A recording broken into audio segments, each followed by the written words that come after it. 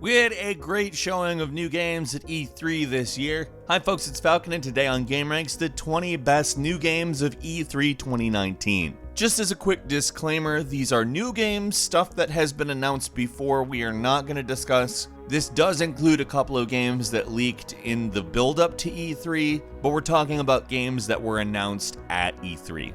Number 20 is Outriders. Basically something that's vaguely tied to the Marvel universe, at least possibly, keeping in mind that Square Enix has the Marvel license, and the Outriders served Thanos. We don't know if that actually has anything to do with this game. We'll see as more information comes out. It's a quote-unquote dark modern shooter that's a 3-player co-op made by People Can Fly, the developers behind Bulletstorm and Gears of War Judgment. It's a pretty intense looking game, a lot of fire, a lot of guns, and a lot of people who look like they aren't terribly fazed by guns. And a big monster who's scary, but we don't know a lot beyond that. Still gotta say looks pretty cool though. Number 19 is Contra Rogue Core, which we got a trailer that shows off how over the top this game is probably going to be. It's a twin stick shooter, it's third person, it's not strictly isometric or anything like that, which is nice because it's definitely nice to see more twin stick games giving you a little bit more view of the action. That being said, it does look very, very, very over the top. It's an alien invasion game. You're tasked with taking the aliens down, and that could be really good or really bad. We will see. I'm gonna err on the side of positive here. It looks like fun. Number 18 is Crossfire X, a Western adaptation of the Crossfire online first-person shooter that has taken Asia by storm over the last decade or so. We really only got a cinematic trailer for it, so I can't really give you a lot of gameplay impressions, but it did look at least cool. It is going to have a single-player campaign, and I mean, that's a good start point for me. Number 17 is Spiritfarer, which is kind of being described as if you took the boat from the life to the afterlife and made it into Animal Crossing, which I know sounds utterly absurd, but honestly, from everything I've seen, it looks quite interesting. There is a little bit more of a platformer influence here. It is 2D and hand-painted and very pretty. You end up taking jobs, you take souls from one side of the river to the other, and honestly, it's an interesting and original sounding game that I think is worth a chance. I'll definitely be giving it one. Number 16 is Roller Champions, a game that looks to dethrone Rocket League to some extent. It's basically a roller derby game. You're on skates, you're trying to score points, you're knocking other people down. And from everything that I've seen, it looks surprisingly interesting. It does in a lot of respects feel like something that could very much sort of take on the audience of a Rocket League, but it's a totally different game. It's fast, it's pretty, there's a lot of cool animations in this, and I really want to play it. I haven't had the opportunity to. Those who have actually say it's pretty darn good, so I'm definitely looking forward to Roller Champions. Number 15 is No More Heroes 3, which if you are familiar with the previous games, it's a very quirky assassin game that's filled with absurdity. There's probably no better way to put it than that. What we've seen in the trailer here is some power armor. We've seen kind of a katana lightsaber thing, and in every way, it looks as absurd as the previous games, which we haven't seen one since 2010, at least of the core actual games, and it will be cool to jump back into Travis Touchdown's world. Coming in at 14, Gods and Monsters is like Greek Zelda. And that's obviously not how they're marketing it. I've heard the words innovative used while describing, and, well, maybe kinda Zelda. That's not bad though. I'm not angry about that. Breath of the Wild is a great game. Honestly, I'd like to see more people actually take into account the things that Breath of the Wild does. So when we get the people who made Assassin's Creed Odyssey to be making a clearly inspired by Zelda, open world, Zelda-ish looking game, I'm definitely not mad. I'm intrigued. I'm excited. I want to play it. Coming in at 13, Ghostwire Tokyo is a pretty intense, fairly innovative looking concept in which people are disappearing in a dystopian city. Obviously, it's an exaggerated Tokyo, and we see some ties to various myths, and places you in a position to unravel conspiracies and take on the occult. I really like the game's tagline, "Don't fear the unknown, attack it." I think it's like, all right, I don't know even what it specifically means by attack it. It may just mean take it on, don't be afraid of it, go in, whatever. I think that's a very interesting perspective, especially given how creepy the trailer actually is. given it comes from Shinji Mikami, the famed Resident Evil visionary, and Akumi Nakamura, who has the kind of enthusiasm for this project you would want. I'm there. I can't wait to play this. I think it's going to be unique. And at number 12, Pistol Whip is a VR game that makes me go, hey, maybe VR games could be very cool. Really quickly, the developers of this game say the words John Wick about 400 times in their announcement video. And I know exactly why. Because it is a rhythm/shooting game that seems a lot like the club scene in the original John Wick as a rhythm game. They talk very specifically about how it's about reaction time, quick accuracy, and trying to get you to feel as though you are an action hero in that type of a situation. It looks amazing.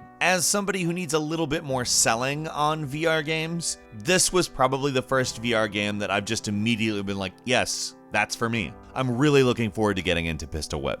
And at 11, Tales of Arise is obviously the newest Tales game. It is a JRPG, and it looks very nice. Tales of Berseria came out in 2017. It's a great game. If you haven't played it, you should. And Tales of Arise looks to be just basically building on that. Basically what you would want from a JRPG. The intent apparently is to update the combat system, but it sounds like the story has to do with a large entity ruling over a planet, stripping people of their dignity, resources, and freedom. We all know what we're coming to JRPGs for, and it sounds like exactly what I might want. I love the Tales series. Give me more of the Tales series. Coming in at number 10, LEGO Star Wars The Skywalker Saga is, of course, the LEGO Star Wars, which is not the most serious retelling of the Star Wars movies. Here, it's going to be the entire 9-film Skywalker saga, which makes me very intrigued. It obviously won't be coming out before the final film of that saga, so obviously it's not going to spoil anything for anybody, but still, that's a clever idea,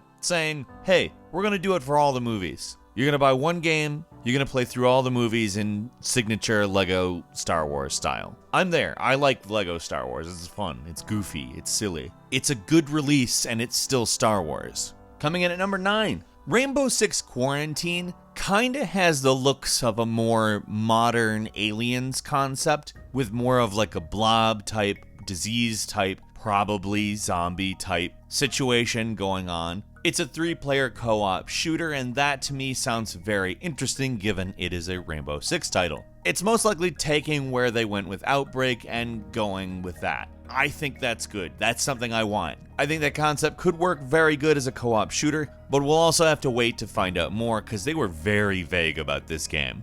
And at number 8, Carrion is a game that they're calling a reverse horror game for the reason that you play as the monster rather than the people trying to get away from the monster. The premise is you, the monster, are imprisoned in a facility, you're being studied, and you escape. In a way, it looks very much like a Metroidvania to me, as well as kind of a physics puzzle platformer, but like much more violent, much more disturbing in its animation, and honestly really, really good. To me, looking at this just looks like such a great idea. It's not impossible to think of, what if you were the monster? Of course, but for the most part, that type of game isn't really done often or well. Evolve comes to mind. But making it as what looks like a Metroidvania, or at least close to it, as well as really smooth looking, I think Carrion is going to be a winner, and I cannot wait to get my hands on it. Number 7 is Bleeding Edge, which at the moment we're looking at what seems to kind of be a hero shooter in the vein of Overwatch, albeit very punk-oriented and a lot more chaotic.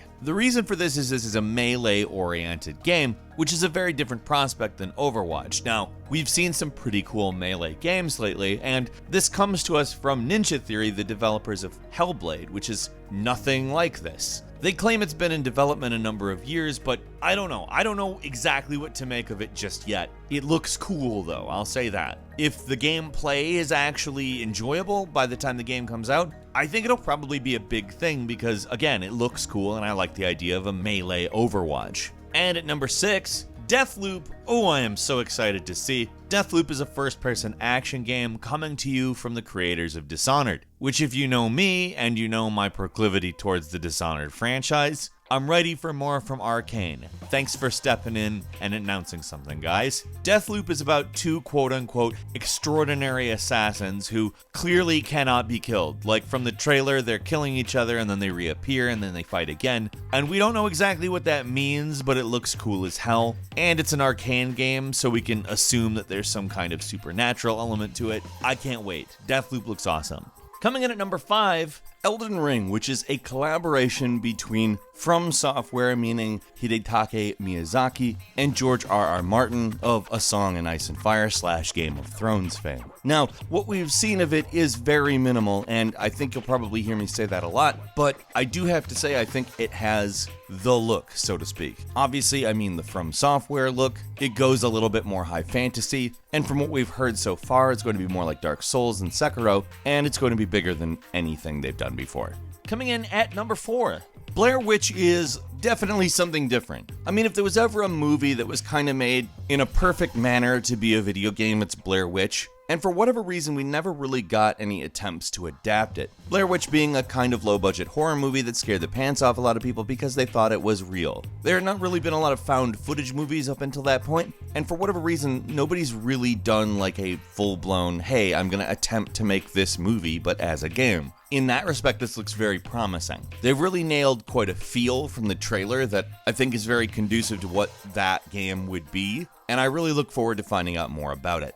And at number 3, Baldurs Gate 3 is a sequel to the long-thought-dead series, Baldurs Gate, of course, and in truth, we've seen a very minimal amount of this game. We've just got a cinematic trailer, we just know that it exists. The devs were on stage, they talked a little bit, not a lot. I think we are all excited to know that the developers of Divinity Original Sin 2 are making the next Baldur's Gate game. I mean, that's a big piece of information, but beyond that, we have lots of questions. We saw no gameplay, we got no real specifics, but hey, we know we're going to get Baldur's Gate 3 before Half-Life 3, right? That's a pretty interesting fact.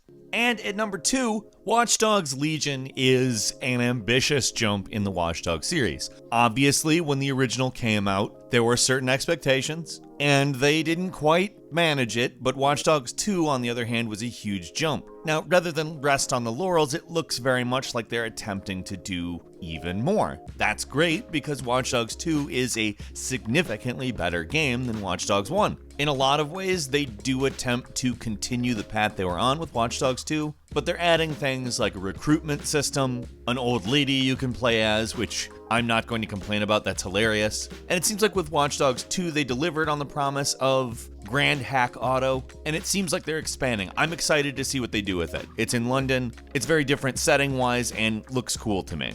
And finally, number 1, Legend of Zelda Breath of the Wild 2. Like, let's just go ahead and be very frank here. Legend of Zelda Breath of the Wild is a great game. It's a game that sometimes takes a little bit of time to warm up to because it is very restrictive, very limiting, and can be pretty harsh regarding your weapons. But once you get into it, it's amazing. And seeing it gone and kind of not having things to do in it anymore was kind of sad in a way. Lo and behold, Nintendo's like, hey, we're gonna give you more of that. All right, Nintendo, I'm there for it. Which of these games are you most interested in? What shows the most potential? What do you think will be the coolest when it actually comes out? Leave us a comment, let us know what you think, and if you're not subscribed, now's a great time to do so. We upload brand new videos every day of the week, and the best way to see them first is, of course, a subscription, so click the subscribe button and the notification bell. As always, we thank you very much for watching this video. I'm Falcon, you can follow me on Twitter at FalconTheHero, and we'll see you next time, right here on gameranx.